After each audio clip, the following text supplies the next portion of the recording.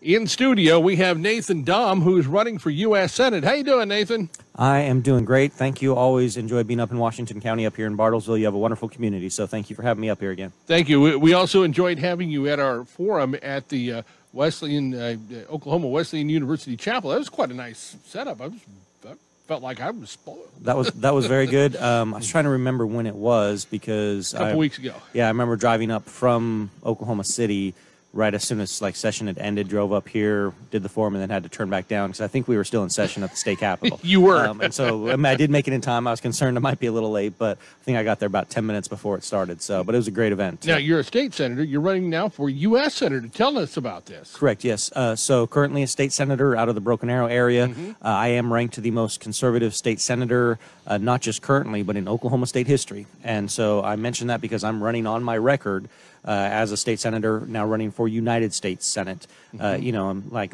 we were talking about as we walked in here, it seems like you can't swing a cat without hitting somebody who's running for office right now. You know, there's all kinds of candidates running for all kinds of positions, and pretty much all of them are going to say that they're conservative, that they're pro-Second Amendment, pro-life, they're for lowering taxes. But in this race to replace Senator Inhofe, I am the only candidate that has that proven record. My lifetime conservative index rating is 99% conservative over my lifetime of serving in the state Senate. The next closest to me is 74%. Other ones are in the 60s. So, you know, when you want a true conservative, you want somebody that actually votes that way, and I've proven to do that. When it comes to the Second Amendment, I'm the only candidate who has actually passed legislation expanding and protecting the rights of Oklahomans to keep and bear arms. When it comes to defending life, the two most pro-life bills in the country right now are here in Oklahoma. Governor Stitt signed those in the last few months. Those were both my bills that I had worked on here. And actually, one of them, House Bill 4327, Representative Wendy Stearman from here in the area, she introduced it on the House side, and then Senator Julie Daniels from here in Bartlesville also took it over from me. I gave it over to her, and she got it across the finish line.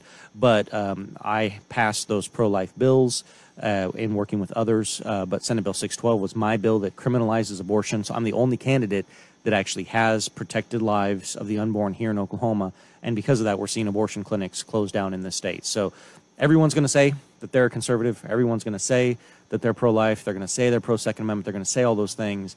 I'm the only candidate that's actually done it and advanced those liberties for the people of Oklahoma. You've done your time with the state. You're moving on, hopefully, to the national stage. What is it in your heart that says this has to be done? What is it that's taking you through this challenge and through this gauntlet? Because this is not for the weak. You can't do this unless you really have the heart. Well, and that's the thing. That's the reason we're running. Is my wife and I prayed about it.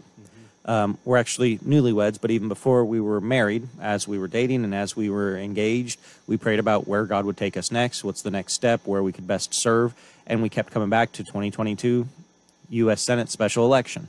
Of course, this was well before Senator Inhofe announced that he was retiring, but we just kept coming back to that we believe that that's what we were supposed to do, is run to serve in this capacity. And we both have a unique perspective. Both my wife and I grew up overseas on the mission field. Our parents are missionaries, two different countries, so we have two different perspectives from that as well. But we can contrast that with what we're seeing taking place here in the United States. Especially with me, I grew up in a formerly communist country in Eastern Europe. And so I've seen the results of socialism firsthand. I've seen where the left is trying to take us. They are trying to turn us into a socialist country, and I've lived through that. I've lived through massive inflation, so I have those life experiences of what the left is trying to do to us, and that's why I've been fighting so hard against that at the state level. But it needs to be fought at the federal level as well. So that's why we're running is to serve, but to make sure that America continues to be, as Reagan called it, that city upon a hill, that beacon of hope to the rest of mankind for liberty. There's a lot going on here. That is a big one. Also, the economy, energy, and the McGirt decision. Let's start off with energy here. Yes, so since I've been in the state Senate, I have voted against every tax increase on the oil and gas industry. I don't believe we need to be going back to them time and time again. with our hand out, trying to take more money from them. I believe we need to deregulate, because a lot of this regulatory environment is what has stopped our rigs from being able to continue to drill here in the state of Oklahoma. If you look at our rig count, it is abysmal. I mean, I think it's only a few dozen that we have here, when in the past we used to have several hundred, rigs operating here in this state. Now, a lot of that is federal. Most of those regulations are federal, and so that's one thing I'm going to focus on at the federal level, is making sure that we are deregulating so that we can produce energy here in the United States, and especially here in Oklahoma. So one thing that I've proposed is that I will introduce legislation calling it something like the Emergency Energy Renewal Act, just to do, a temporary pause on these regulations that are overly burdensome, to make sure that we spark that drilling back here in the state of Oklahoma. We're not drilling in marshlands. We're not drilling, off the coast. This is here in Oklahoma, where it's pretty safe, and we know what we're doing. So we don't need a bunch of bureaucrats in D.C. stopping that, because they're treating us the same as those other drilling areas that might be, more dangerous or something. So there's a lot that we can do from the oil and gas sector here. But one thing that I introduced this year also, that the oil and gas industry was fine with, was to start researching doing micronuclear plants here in Oklahoma. The technology has advanced dramatically. I know there was one leftist that was upset and said, "Hey, have you never heard of 3 Mile Island?" And I'm like, from back in the 70s? Yes, I've heard of 3 Mile Island and the incident that took place back in the 70s. Technology has advanced more than just a little bit since then. There's ways that we can do small micronuclear power plants in the state of Oklahoma that could help with the energy sector, as far as, electricity for homes, for offices, for those types of things, that could, instead of just having to focus on oil and natural gas, but then with that means that the oil and natural gas could go to other things instead of having to be expended on producing energy for homes and stuff. So, we can have an all of the above approach to this, but those leftists that talk about green energy, nuclear energy is the greenest form of energy that you can have, but they're opposed to that because it doesn't meet their narrative about green. So, I've worked on the energy sector, doing everything I can to make Oklahoma energy independent. I'm going to keep doing that in D.C. as well. Okay, let's go to the economy. We're seeing, you addressed it already a little bit, with the oil and gas just being squeezed, and therefore with people not being able to transport goods and services cost more money. And is that how we fix the economy, is get the energy sector reoriented? That's one of the main ways, absolutely, is yes, we need to make sure that we have oil and gas production. I think that it was the Biden regime that recently just said that inflation isn't that bad if you cut out fuel costs and food. Okay, so people just have to stay home and don't eat, and then you're doing fine. Yeah. But having lived overseas, as I mentioned, when I was in Romania in Eastern Europe, they had such massive inflation that they dropped 4 zeros off of their currency to try to reset it.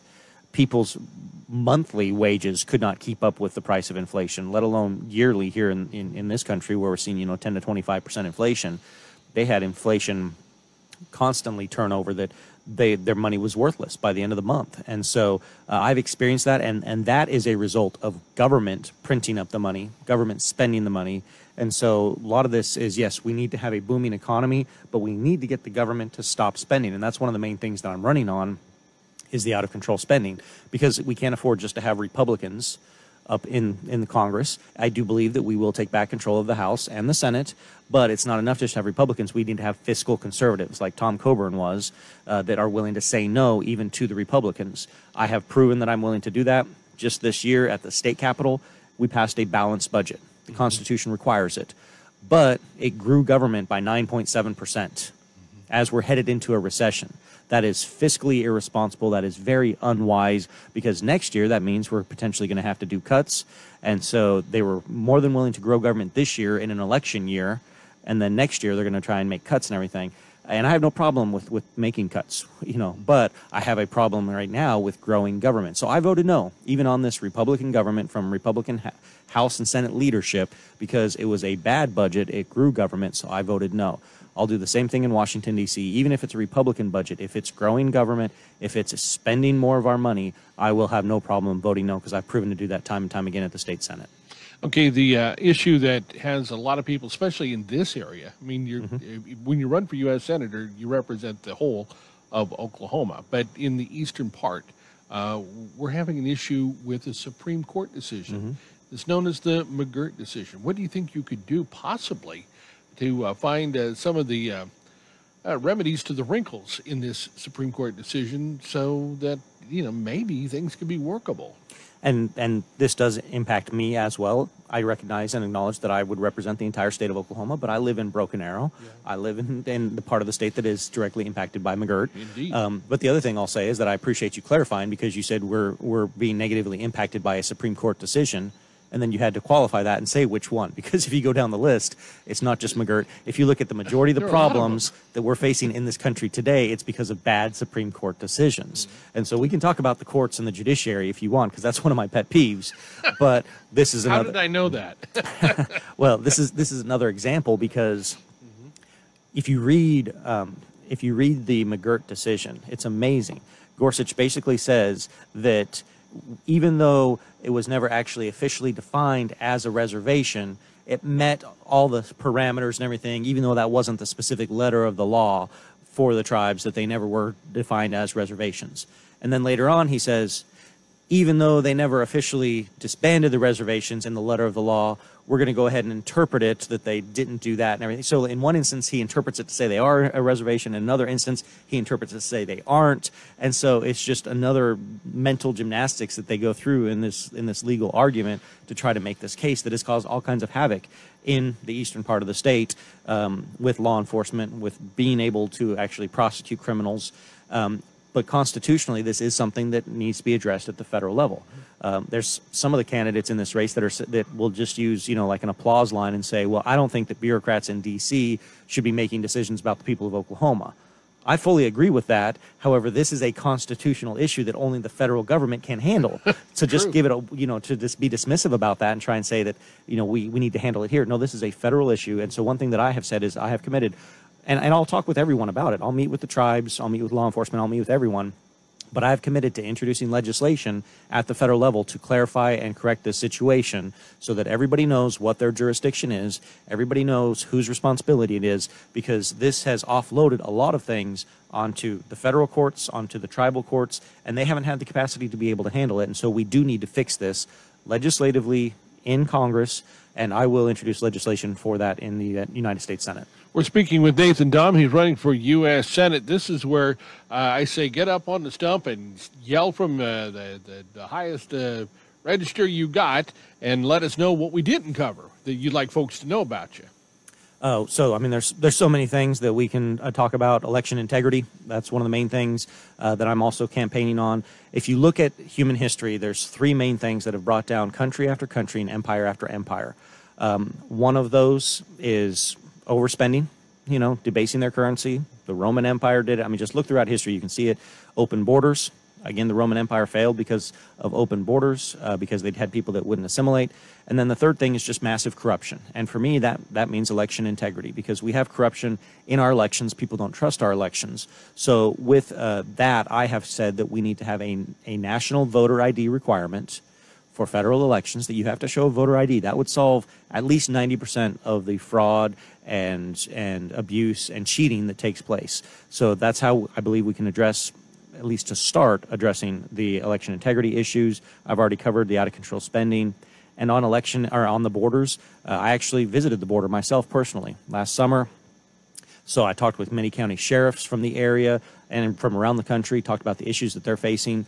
But the other thing is I've actually introduced legislation to address this. I introduced a bill that would have allowed the governor to send the National Guard to the border. I introduced a bill that would allow us to use CARES funds to finish building the border wall. And I introduced a bill that would say that if any child is born in Oklahoma, on the birth certificate, the parents have to provide their citizenship. And if neither parent is a citizen, then the child doesn't get citizenship, because the 14th Amendment was not about birthright citizenship for anchor babies. That was never its intent. It's unconstitutional to give them citizenship, and we as a state can put a stop to that, but this is something that I'll work on federally as well. So the border issue is something else that I absolutely believe needs to be addressed, and that's a federal issue. Constitutionally, the federal government has responsibility for immigration, naturalization, but they also have a responsibility to protect us against invasion. And 2 million people pouring across our country, a border in 1 year, is an invasion.